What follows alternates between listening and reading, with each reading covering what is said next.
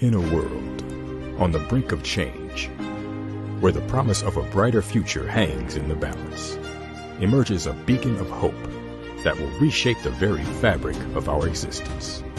Amidst the chaos of progress, one question remains: what legacy shall we leave for the generations yet to come? But within the heart of innovation, within the brilliance of human minds, lies a revelation that will shift the paradigm of energy consumption. Introducing Hala Energy, a visionary force in the realm of alternative energy. Our passion drives us, our commitment fuels us, and our technology empowers us to transcend the limitations of the past. Imagine a world where energy is clean, where power is harnessed from the elements that have sustained us for eons. Our groundbreaking technology will liberate us from the clutches of fossil fuels, casting away the shadows of pollution and uncertainty. With Hala Energy's batteries, we unlock the potential for a greener, more sustainable future. Our technology stores surplus energy from renewable sources, ensuring power availability even in the darkest of times. From homes to industries, from urban landscapes to remote villages, our batteries will illuminate lives, empower progress, and safeguard the Earth for generations to come. As the tides of change gather strength, as the winds of innovation sweep across the horizon, one truth remains resolute. Hala Energy will lead us into a new era, a future where green energy reigns supreme. This technology, conceived and nurtured in South Africa, carries the power to transform our electrical infrastructure and create thousands of jobs, all while significantly reducing global warming. Imagine a world in perfect balance, where energy is abundant, clean, and accessible to all. We have united partners from across the globe, collaborating to roll out this transformative technology in diverse and innovative products. Together, we will revolutionize energy sectors worldwide. This is more than just a battery. It's a conduit to a sustainable tomorrow. Our solid-state post-lithium energy storage device, powered by abundant aluminum and magnesium, not only stores energy, but also swiftly converts thermal energy into usable electricity. Imagine a world where your every step, every touch, contributes to a planet in harmony. Our technology embraces excess energy waste, harnesses the warmth of your body, and captures the sun's brilliance, storing it all where it's needed. No longer confined to traditional roles, our cells can serve as structural batteries, shaping the future of infrastructure, vehicles, and devices. Our journey begins with the production of an energy storage powerhouse, one that's safe, sustainable, and cost-effective. These cells, free from overheating concerns, corrosion, and finite cycles, will redefine the energy storage landscape, charging at unprecedented speeds. These cells require no cooling, no elaborate charging management. They are ready to accept energy from diverse sources, opening new avenues for efficiency and innovation. Step inside a world where every heartbeat of technology aligns with the heartbeat of the Earth, where the limits of energy storage are shattered and sustainability is woven into every thread of existence. Join us in this electrifying journey as Hala Energy emerges to shape a tomorrow powered by unity, ingenuity, and boundless possibilities. Hala Energy, illuminating tomorrow. The dawn of a new era is upon us. Are you ready to embrace the light? All right, ladies and gentlemen, I have something real good that y'all probably gonna want to hear. So while I'm here in South Africa, at the meet and greet, you know, they was talking about EVs, about EVs, electric vehicles. Now in America, I'm not a big proponent of electric vehicles, and I'm gonna tell you why. Is because I'm just an oil and gas man, and plugging up would annoy me. But our brother here, Siphiwe, got something totally different, and I'm more willing to entertain EVs because of his technology. So, Siphiwe, thank you for joining us on the Thank show you. today. Thank you. Thank you. Thank you. All right, let's get to it. Let people know, how you got into this, your background, and your company. Yeah, I'm born and raised in Soweto. Mhm. Uh, from parents who, my mother was a domestic worker. My father was a bus driver. Grew up in Diepkloof, and we grew up very poor in the family, extremely poor.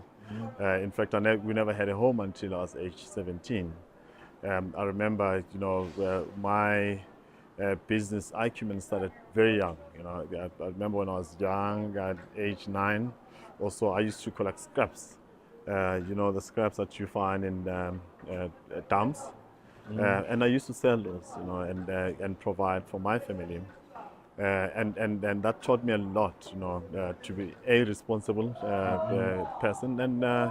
And I learned my business acumen during that era of my life. I know I was quite young at the time, but fast forward, I then graduated, started a hair business. I used to do people's hair as well. Okay. And then later in life, with my accounting background, I gravitated more on the engineering side. Started in 2002, an engineering company, and the rest is history. During, I think, the mid-2000, there was an opportunity for black people to participate in the oil and gas space. It was primarily reserved for your oil majors, your BP or your Total, and one of the companies that got what we had to call at that time an import license. And we started then servicing your SOEs, which is your state-owned entities, the likes of Eskom, the likes of Transnet, again, because of fossil fuel, dirty energy, we then wanted to adapt to the new way of living, which is green. We then started interrogating the EV space and fell in love with the technology. We then interrogated the market at that time, and we realized that the transportation space is the one that we wanted to penetrate. We went to Europe, went to US, just to learn, on how the EV space works.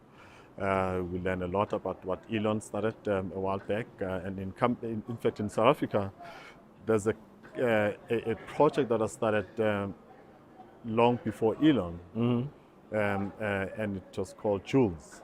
Okay. In fact, it was the first EV project started in South Africa, long before Tesla, I must say. It failed, but again, we wanted to understand why it failed, and we did not make the same mistakes.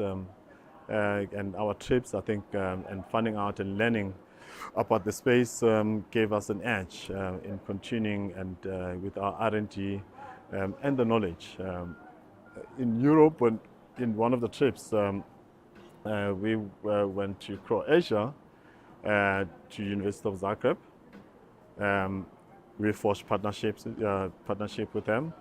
And as you are well aware, Croatia is the home of Nikola Tesla. We learned a lot about Nikola Tesla, and at that time, I think the fastest EV was Rimac by Matej Rimac, a young boy. I think he was in his 20s at that time, or early 30s, and we then started developing what you call a midi bus, the 22-seater, and that's where we are now. And by later, quite advanced in our development, by later in the year, we should have produced at least 100 units that will be tested across South Africa.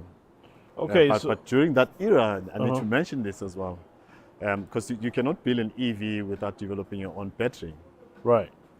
And that's what got us very interested in the EV space. But what we wanted to do outside of the battery development was not adapt to what everyone was doing, which was focusing on lithium-ion battery.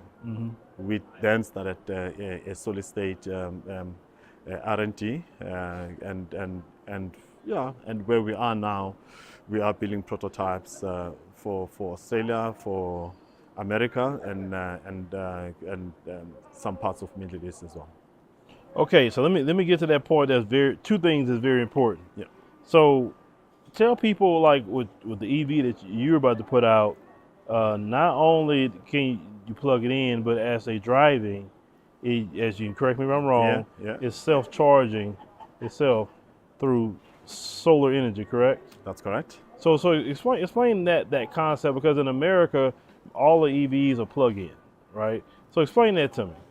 Yeah, it's quite interesting because in developing our solid-state battery, not only is it solid-state battery, but it's a thermal battery, meaning it charges in the room temperature. It stores energy. When it's hot, it even charges better. So if you look at our vehicles, it's a panel on top, on the roof, and just underneath the panel, that's where we have a solid-state battery as well. So as you drive, as it heats up, it charges at the same time. So it gives you, again, mileage.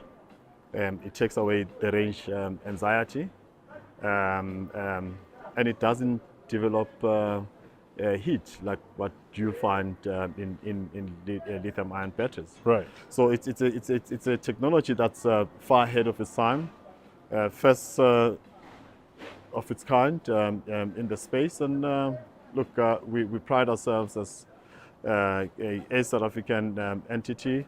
South Africa is known for its innovation, its tenacity, its drive for technology, because we long started doing that. Right. And it's in our water. You look at Elon Musk today. It's obviously in our tap water. Right. That we developed that. Yes. Now, the sourcing of all the materials is right here in South Africa? That's the beauty about our battery. Everything that we use in our battery is found in South Africa, and I would say in Africa. Okay. And that's what makes it more interesting, because everything that will be developed will generate employment for locals. We've always been talking beneficiation, meaning wherever you mine, whatever material, locals must benefit from that. Right. And this will then give an opportunity for locals to start developing and improving their lives as well. Okay, and all the cars will be assembled, or vehicles. Are you gonna do cars, SUVs? Like, what are you gonna do? The primary focus now is public transportation. Okay. Maybe let me qualify that. In Africa, I think public transportation has been such that we've always been importing products from, your Japan, from US, from Europe, and public transportation ferry a lot of people, because we don't have, or most of South Africans don't own cars. Okay. And they use public transportation, and in its cheapest form of ferrying, to and from work. And we felt that will be more impactful, especially in black communities. And again, it's a better way of traveling, because we're introducing quite advanced technology in those buses.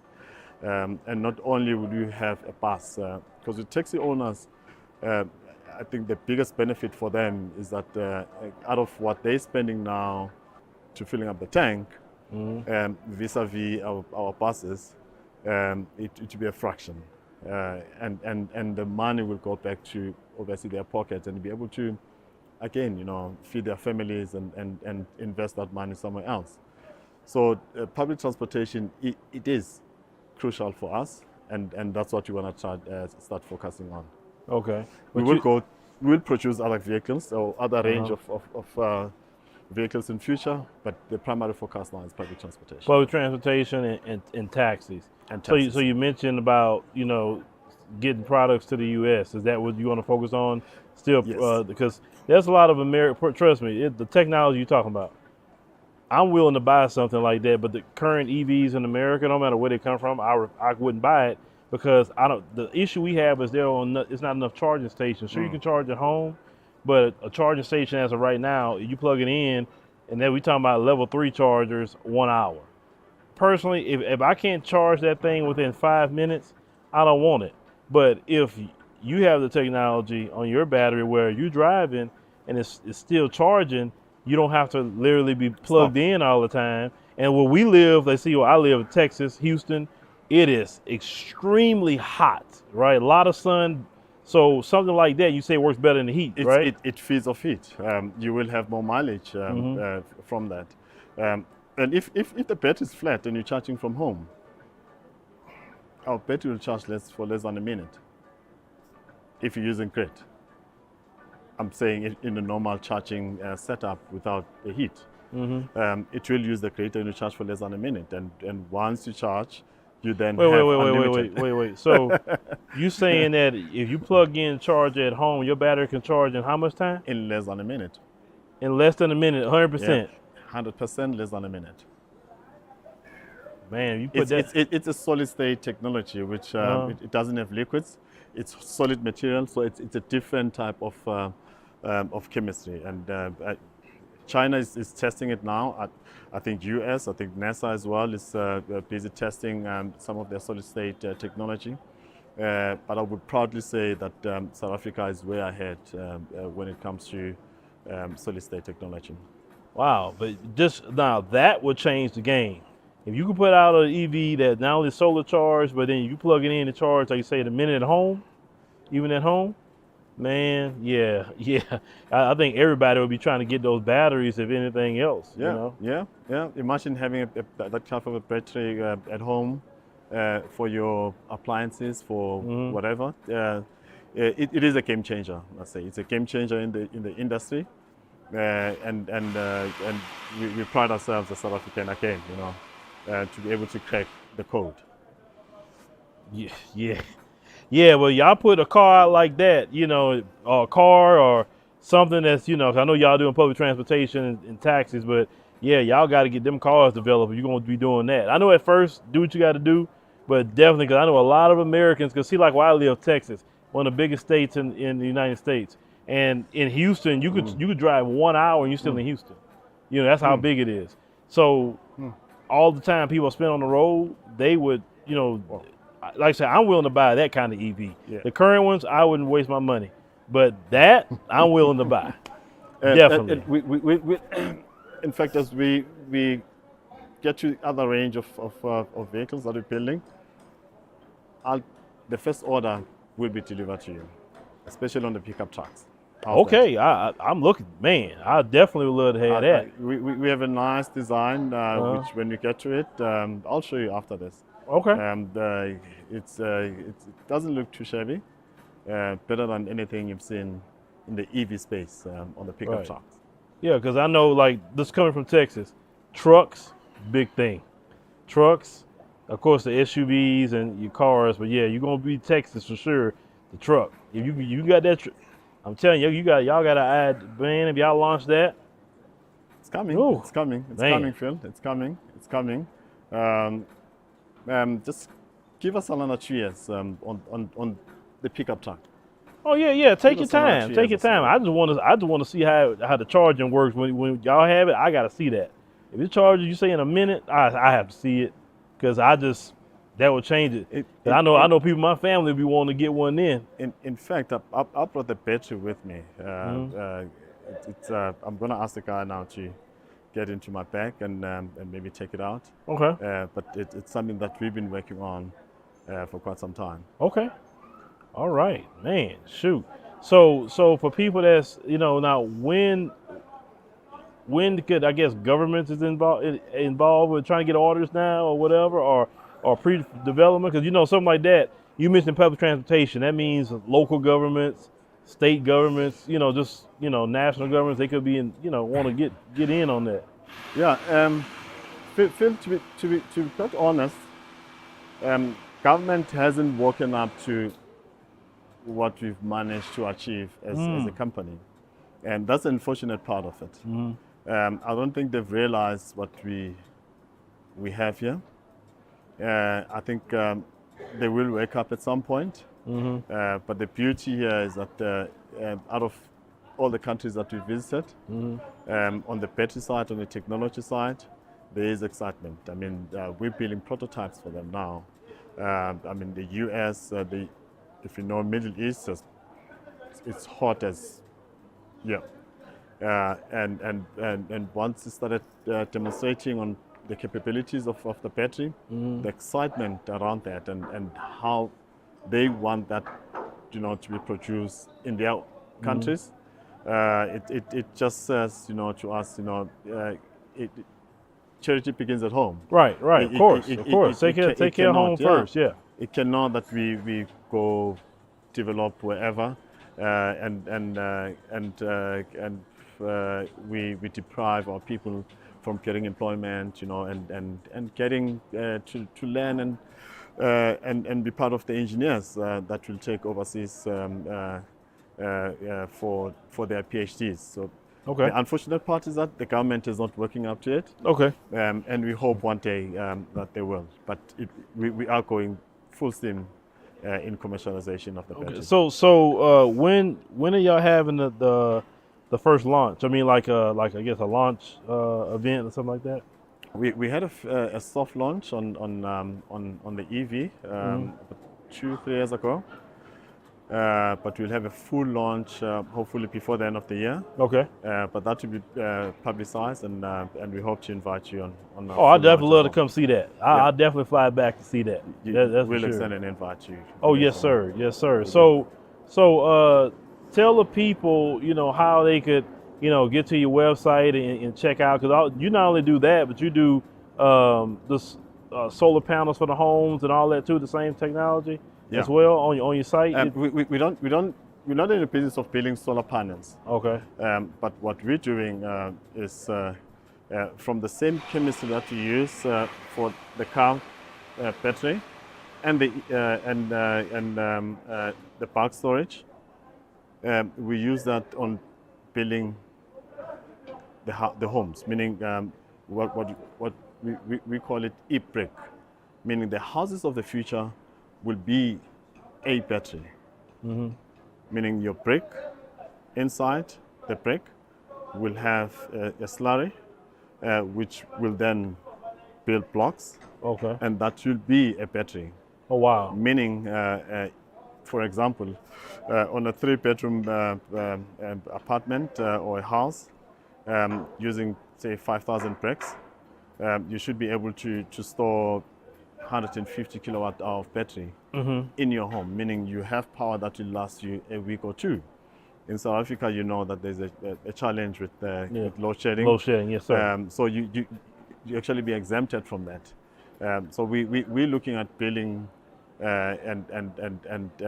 houses that will be sustainable, and again, saving a lot of money in paying for electricity. Right. But again, we are not in business of solar panels, but yes, on the battery side and the technology and applications to that effect, we're definitely doing that. Yeah, well, like I say, for me, it's exciting. I love to see new technology like that come out to make life easier, for everybody, and definitely for the brothers and sisters here in South Africa. But how can people get to your website so they can check some of that out? And then, because that's just very important. Yeah, it is important. However, what we've been doing over the years, we've been having soft launch on social media.